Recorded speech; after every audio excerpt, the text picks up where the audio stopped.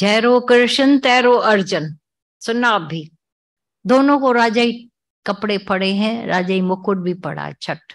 फिर भी अर्जुन पंहिंजो स्वरूप भुलायो आहे। अच्छा, स्वरूप का भुलाना कितनी अंदर पीड़ादायक है वो उसके लिए। वो में मर रहा है, दुखी हो रहा है, रो रहा है, टांगे कांप रही हैं। एक स्वरूप भुलाया है, उसकी टांगे कांप रही हैं मोह वालों को देखकर। मौत का भय, मैं बड़ों को मारूंगा, मैं ऐसा, मैं। अब ज्ञान हुआ। अब अर्जुन की कौन सी समझ है? मौत बनाई नहीं है, मैंने कुछ किया ही नहीं। बिन मांगी लड़ाई आई मेरे सामने और मैंने करके बता दिया। जैसे तुम खाना बना के आती हो तो कोई याद रहता है क्या कि मैंने बनाया? रोजमर्रा का रूटीन काम, क्षत्रियों का वो रूटीन काम, आप लोगों का अपना रूटीन काम है। हर एक का अपना अपना रूटीन है, उसमें नहीं लगेगा कि ऐसा मैं कर रहे हैं। कासाई जो सदना कासाई, उसका रूटीन काम है। कृष्ण का ये रूटीन कि सर्व के बीच में बैठा है, लेकिन नहीं लग रहा है कि ये कोई औरतें हैं या मर्द हैं। फिर तो पाप दृष्टि हो गई उसकी, विकारी दृष्टि हो जाएगी। तो सामने वालों को क्या मिलेगा? विकारी, गुरु ही विकारी हो जाए, भगवान ही विकारी हो जाए तो क्या होगा? तो उसकी जो नजर का है, जिसमें अहंकार रहित, पाप रहित, द्वैत रहित, सर्व में अपना आप देखना और जानना, यह है सच्चा ज्ञान। जिसमें दुर्वासा भी कह उठता है कि मैंने खाया नहीं। अब ये गोपियों को बैठे तो बिठाया, कृष्ण ने बोला मैंने भेजा खाना, उसको कोई इच्छा नहीं। समझने जैसी बात है। तुम घर में जाओगे अभी भी, ये खाना ऐसा क्यों बना है, फेंक दोगे थाली और तुम बोलोगी कि मेरे खाते में कर्म ना आवे। ऐसा बड़बड़ बड़बड़, बकबक बकबक, झगड़े फसाद। जो बड़े हैं वो भी झगड़ा, छोटे हैं वो भी झगड़ा, शाहूकार है वो भी झगड़ा। फिर वो कृष्ण जैसा नहीं कह सकते हैं, दुर्वासा जैसा नहीं बोल पाएंगे कभी भी। पहले नमक, दादा भगवान को खाना दे रहे हैं, उसमें नमक नहीं, मिर्च नहीं। सोचो, कोई भी चीज बिना नमक और मिर्च के कैसी लगती होगी? विचार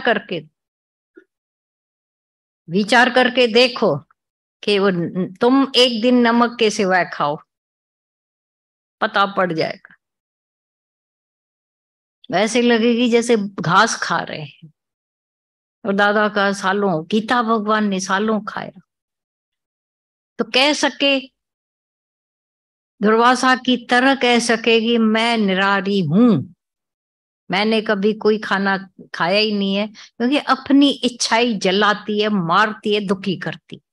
कभी ये सीक्रेट समझ में आए? समझना इतना ही है, स्व इच्छा पर इच्छा। जो राजा का शरीर शांत हुआ था, तो अब बच्चा नहीं है, तो वो कह के गया था जो फाटक खुले, जो पहले मिले उसी को रखना। ये पहले ऐसे भी होती थी बातें। तो संत ब्रह्मज्ञानी वहां से आ रहा है, पहले पहले सुबह उठते ही ब्रह्मज्ञानी है नींद से। वो फाटक खुला तो अंदर उसको पता भी नहीं।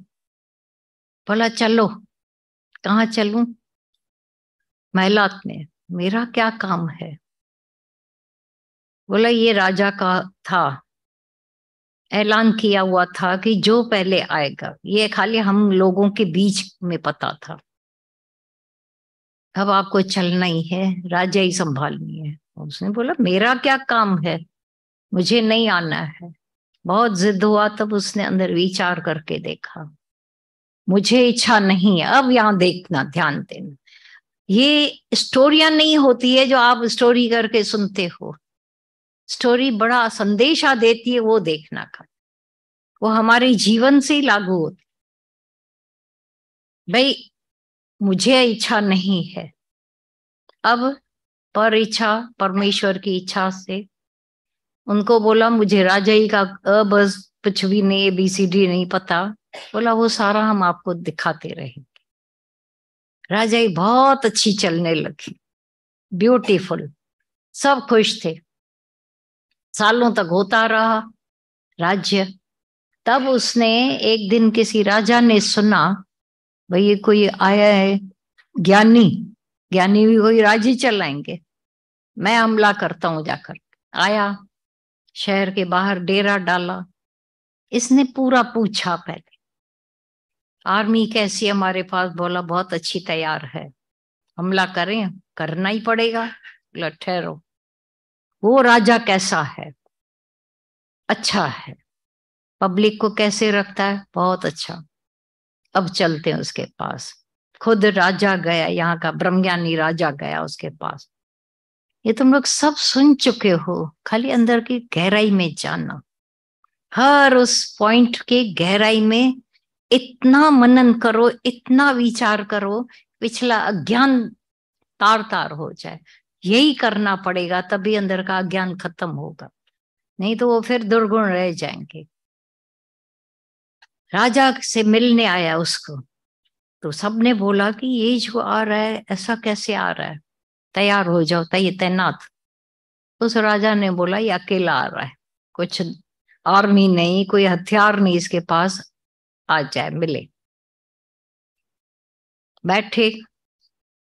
बोला आपकी राजाई में आप दुख है क्या? बोला नहीं। उस राजा से बात की, कोई कमियां है क्या वहां? बोला नहीं। तो हमला क्यों करने आए? आप हमला करने की लड़ाइयां होगी, आप ऐसे ही ले लो, मैं चला।